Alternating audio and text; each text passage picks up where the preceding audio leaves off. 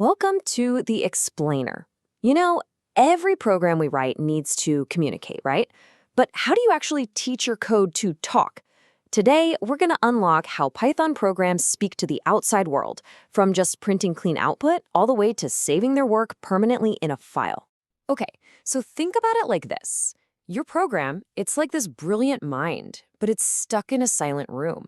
It can do all these amazing calculations and find incredible insights, but if it can't share them, what's the point? All that incredible work is just lost. That's the fundamental problem we're solving today, giving our code a voice. All right, so the very first step here is giving our program a clear voice. And I don't just mean spitting out raw data. No, we need to present it in a way that's clean, professional, and, easy for a human to actually understand. Okay, look at this. On the left, you've got the old, clunky way. You're converting numbers to strings. You're mashing them together with plus signs. It's just messy and honestly, super easy to make a mistake. But then you look at the code on the right. Now that is elegant. You can see exactly what the output is going to look like. So how do we get from that messy version to the clean one? Well, the answer is something called formatted string literals, but really everyone just calls them f-strings. They are, without a doubt, the modern, super powerful way to handle strings in Python. All you do is pop an F right before your string, and boom, you can stick variables and even whole chunks of code right inside those curly braces. It's an absolute game changer for making your code readable. And this is a perfect example of just how powerful they are. Look, we're not just plugging in the value of pi, we're formatting it at the same time. See that little colon 3F part? That's telling Python, hey, just show this number with exactly 3 decimal places. No need for extra steps or complicated functions. It all happens right there inside the string. How cool is that? And f-strings aren't just for numbers. They can create these perfectly aligned columns, just like you're seeing here. I mean, this is incredibly useful if you're trying to generate a nice clean report or maybe some readable log files. By adding that colon and a number, you're telling Python how much space to give that piece of text. What used to be a super tedious job is now, well, it's just simple.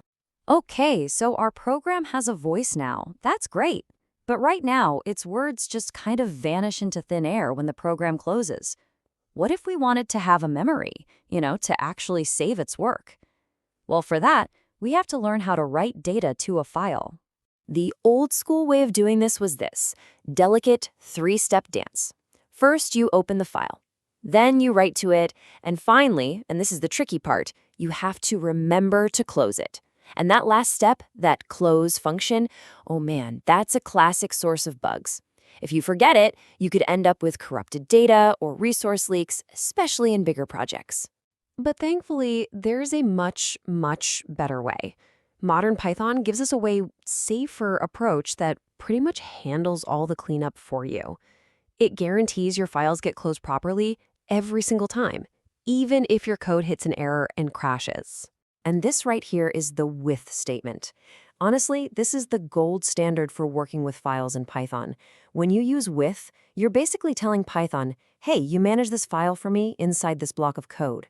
And the second that block is done, or even if an error happens inside it, Python makes sure that file is closed. It's robust, it's clean, and really, it's what you should be using all the time. Now, when you do open a file, you've got to tell Python what your intentions are. Think of these modes as giving it permissions. R is for reading, that's the default. W is for writing, but you got to be careful with this one because it'll completely erase the file if it already exists. Then there's A for appending, which just adds new stuff to the end of the file. And last but not least, you tack on a B for binary mode. That's for when you're working with things that aren't plain text, like images or programs. All right, so we've given our program a way to save its data. Basically, we've given it a memory. Now let's look at the other side of that coin, reading the data back in. This is what lets our program pick up right where it left off, to, recall the story it wrote down earlier. The simplest way to read a file is with the read method. Super straightforward. You open the file, you call f.read, and it just slurps the entire contents of that file into one single string variable.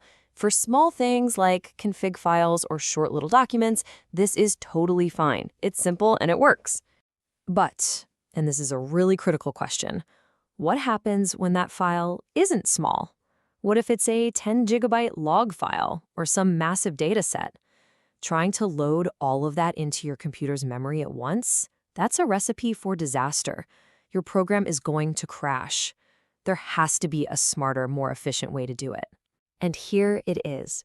This is the elegant solution. In Python, file objects are what we call iterable. It's a fancy word, but all it means is you can loop over them. So when you write a simple for loop, just like this one, Python is smart enough to read the file one line at a time. It uses almost no memory. It's efficient, it's fast, and for any file that's even remotely large, this is absolutely the way to go. Okay, so let's tie this all together. By getting a handle on these concepts, we've really fundamentally changed what our programs are capable of. So what have we really accomplished here?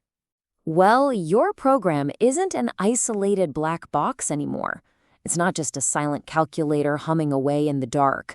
It now has a voice to present information beautifully, and it has a memory to save its work and load data from the outside world. You've literally built the bridge between your code and the user. And that brings us to the biggest, most important question of all.